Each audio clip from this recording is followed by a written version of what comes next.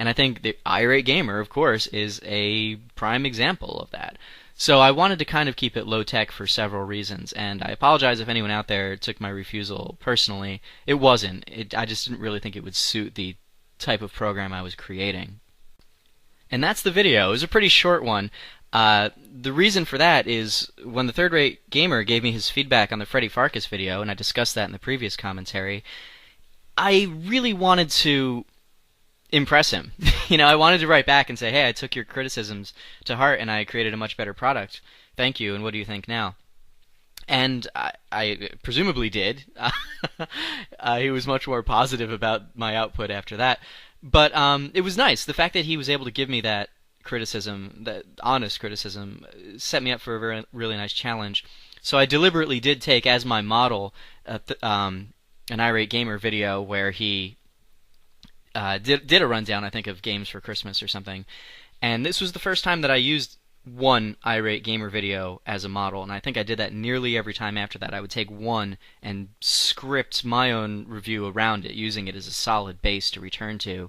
And that really helped me mine for ideas and create an air of recognizability that the Freddy Farkas video doesn't have. It looks and sounds nothing like an Irate Gamer video. I was fooling myself if I thought that even qualified as a parody, because it doesn't.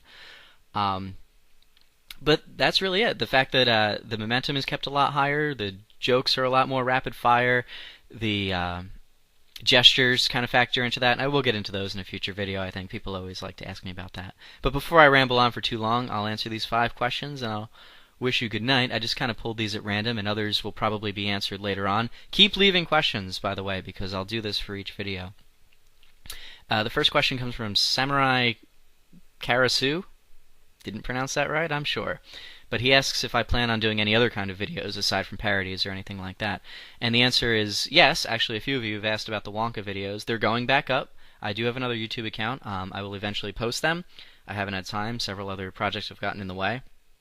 But I'll post them up, and I will do similar extended commentaries on other films. I do really want to do Alfred Hitchcock's Rope. So if anyone is really interested in following along with my next commentary, go rent Rope. It's a brilliant film, and that's what I'll be doing next, most likely. Next question, I don't know how to pronounce this, Tom Finland. But he says, so what happened? I wasn't around from the beginning, having only discovered these golden videos, thank you by the way, about a few weeks ago. Did you get a takedown notice from the Boers, or did Rolf's team get all hurt in the butt because of the intro you'd made? I honestly don't know if anyone on either, in either camp, the Boers camp or the Rolf camp, the official camps anyway, have seen my videos. No clue. So I do want to dispel that in case anyone does seriously believe that one of the two got in my face and made the videos come down. That's not the case. Neither of them should take any blame for it, especially Boers. He had nothing to do with it. The only person related to Boers' output that I had any correspondence with was Eric Allen, who played the Wise Sage in Aladdin, of course, and a few other videos. He seemed like a really nice guy, and he was actually willing to do a voice. He was actually willing to play the Wise Sage in one of my videos. It was actually going to be a Christmas video, believe it or not. You've probably seen Irritated Gamer, Third Rate Gamer, No Date Gamers. They uploaded what would have been their contributions to that video.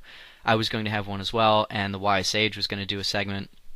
He seemed like a really good guy. I'll get into that, I'm sure, at another point. But no, in the meantime, let me just make it clear, no, neither of them had anything to do with it. Let's see. Question 3.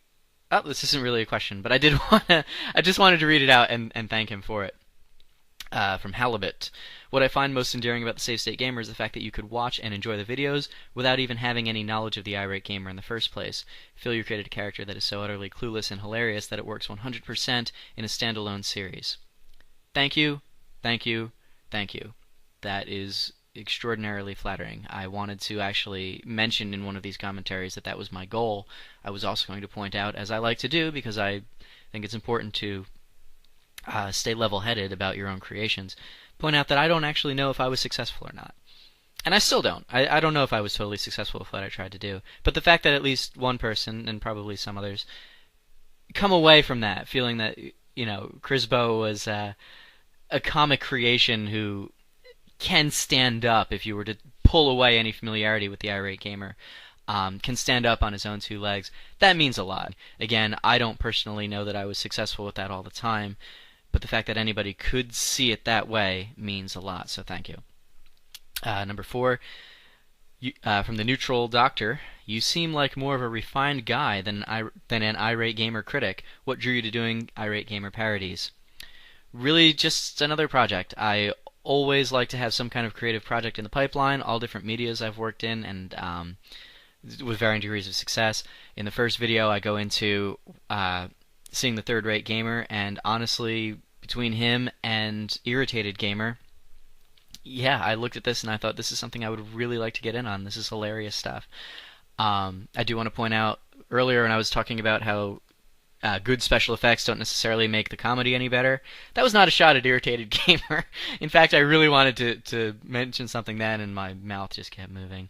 Irritated Gamer was one of the few who's genuinely hilarious, even with some pretty top-notch, for something that people do in their bedrooms, top-notch quality special effects. So yeah, Irritated Gamer, good stuff, not an unintentional swipe. And the last question, from Sabretooth, some number. Some people outright hate Chris Bores. Others might feel sorry for him. What is your honest opinion on the man? Thank you for asking. Something else I really wanted to address in a future video. I don't, and didn't, and probably never will, hate Chris Bores. And I know that that's not a... This is something that has come up in the past, I think, in other comments, or other contexts at least. And it's not always an opinion that people are glad to hear. I think some people, in fact I know, some people when they watch my videos, because I would get mails from them that would say things along the lines of, wow, I'm so glad I found you. You hate Chris Bores as much as I do. It feels, feels great. I don't hate him. Honestly, there's no malice in my parodies whatsoever. And to be perfectly frank, I don't feel that there's any malice in the best Irate Gamer parodies. I don't feel malice when I watch Third Rate Gamer. I don't feel malice when I watch Irritated Gamer.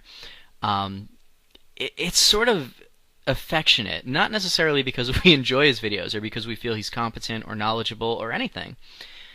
But there's something interesting or intriguing about a man who would continue to make these videos even in the face of all this negative feedback. And that's one of the things I wanted to do with Crisbo, is bring this negative feedback to the forefront. His parents are hypercritical of him. He can never escape the bad how poorly his videos are being received. Nor should he. They're bad. They're lousy pieces of work. But you know what? He keeps going. He enjoys what he does more than anyone else enjoys watching it. And that's intriguing to me. There's a lot of things about Chris Bores that really intrigue me in a sociological sense and a psychological sense. And I wanted to use those as the framework for what I was doing. Not at all hatred. I'm not fueled by hatred. I subscribe to these sort of Saturday Night Live, or at least classic Saturday Night Live. I don't know if this philosophy has changed, but the Saturday Night Live theory of satire, where you don't come out and bring somebody on stage and dress them up like someone and beat them up. You bring somebody out on stage and dress them up, and you have that person exaggerate the flaws of whoever they're impersonating, and you do that for comedy. Basically, the person damns himself just by opening his mouth. It's not fun to bring somebody out and beat up on them, but it is fun to bring somebody out and let them make a fool of themselves, and that's kind of what I wanted to do with Crisbo.